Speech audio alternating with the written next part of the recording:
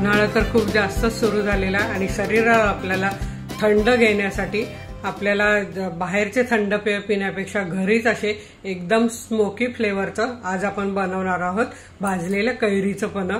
खूप छान लागतं आणि खूप टेस्टी लागतं, तर हे तुम्ही नक्की करून बघा। तर नमस्कार, मी अनिता केदार रेसिपीज मराठीमध्ये तुमचं मनापासून स्वागत आहे। तर चला बघूया हेल्दी असं भाजलेल्या कैरीचं पन्ह आणि त्यात मी काय काय घातलंय त्यामुळे त्याची चव आणखी वाढेल, सर्व टिप्स दिलेले आहेत। तर चला व्हिडिओ पटकन बघूया। एकदम टेस्टी असं भाजलेल्या कैरीचं पन्ह बनवण्यासाठी मी इथे घेतले 2 कैऱ्या आणि ह्या साधारण पाव किलो कैऱ्या आहेत। तर तुम्ही कुठल्याही कैऱ्या घेऊ शकतात। तर त्यासाठी मी घेतला आहे 1 कप गूळ किंवा 1 वाटी गूळ आणि 1 इंच आल्याचा तुकडा। आता आधी आपल्याला मस्त या भाजून घ्यायच्या आहे कैऱ्या। तर इथे आपण मध्यम गॅसवर या 2 कैऱ्या अशा ठेवून घेऊया आणि आलटून पालटून अशा छान भाजून घेऊया। मीडियम गॅस ठेवायचा आहे। साधारण आपल्याला 7 ते 8 मिनिटं लागणार आहे, पण त्यामुळे याची चव अप्रतिम येते। तर अशा पलटून घ्यायच्या आपल्याला थोड्या थोड्या वेळाने, अगदी अर्ध्या मिनिटाने बघा अशा पलटून घ्यायचं आहे। सगळीकडे बघा अशा फिरवून भाजून घ्यायचं आहे। अशी आडवी उभी सगळीकडून छान भाजली गेली पाहिजे, म्हणजे ती छान मऊ होईल। तर आता हे आपल्या भाजत आले आहे, अजून एखादा मिनिट लागेल। भाजल्यावर आपण काढून घेऊया। अशा उभ्या पण करायच्या आहेत आणि भाजून घ्यायच्या आहेत। कैऱ्या इथे आपल्या छान भाजून झाल्या आहे आणि मऊ झाल्या की नाही बघायचं। तर हे बघा असं आत घातल्यावर दाबलं जात आहे, हे चिमटा घातल्यावर तर मऊ झालेले आहे छान। हे बघा म्हणजे आपली कैरी छान भाजली गेली। आता आपण ही काढून घेऊया। आता हे आपल्याला थंड होऊ द्यायच्या आहेत। आता इथे आपल्या कैऱ्या झालेल्या आहेत थंड। तर आता आपल्याला याची वरची साल काढून घ्यायची आहे। तर ही बघा सहज निघते आहे साल। हे बघा किती पटकन साल निघालेली आहे। अशी दुसऱ्याची पण काढून घेते। तर इथे तुम्ही बघू शकतात आपल्या कैऱ्या मस्त साल काढून झालेली आहे। इथे तुम्ही बघू शकतात आणि साल बघा किती पटकन निघालेली आहे अख्खीच्या अख्खी। आता आपण ह्या कैऱ्या कापून मिक्सरमध्ये घालूया। तर याचा असा पूर्ण पल्प आपल्याला असा सुरीने हे बघा असा काढून घ्यायचा आहे आणि मिक्सरच्या भांड्यात बारीक करून घ्यायचा आहे।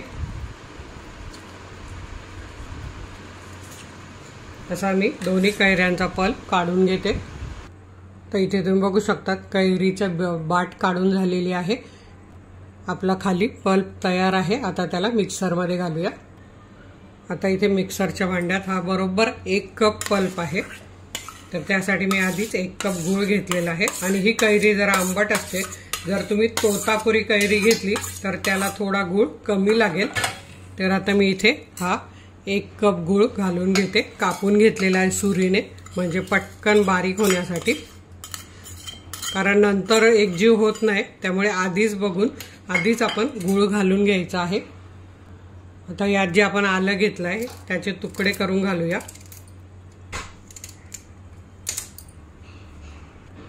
आता इथे आपल्याला आणखी चव वाढण्यासाठी त्यात घालायचा आहे पुदिना।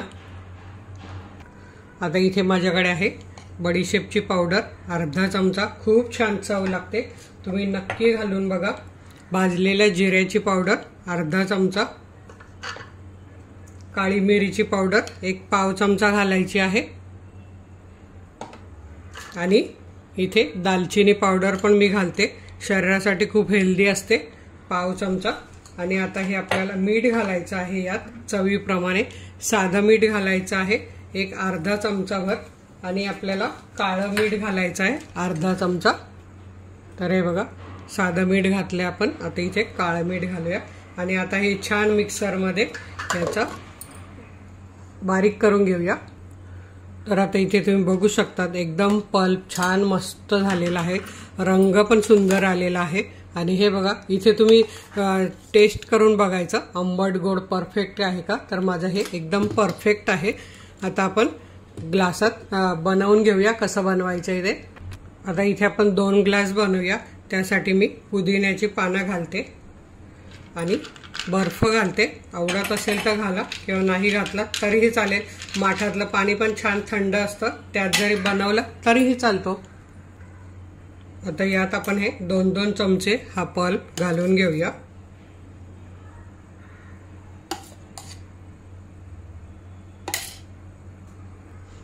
आणि यात मी घेतलंय माठातलं थंड पाणी, तर असं 2 ग्लास भरून घेऊया। आता हे आपलं छान मिक्स करून झालंय। आणखी एक जर तुम्हाला यात जर सब्जा घालायचा असेल तर तुम्ही 1 चमचाभर असा सब्जा पण यात घालू शकतात, त्यामुळे पण आणखी थंडावा मिळेल। तर हे बघा मी 1 ग्लासात घालून दाखवते तुम्हाला।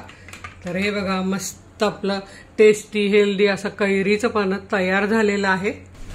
तर तुम्ही सुद्धा असं भाजलेलं कैरीचं पानं नक्की बनवून बघा। आणि हा जो पल्प उरलेला आहे फ्रीजमध्ये 8 दिवस काही होत नाही, हा असा फ्रीजमध्ये काढून ठेवायचा आणि रोज असं मस्त कैरीचं पानं प्यायचं दुपारी, खूप शरीराला थंडावा देणार आहे। तर नक्की करून बघा।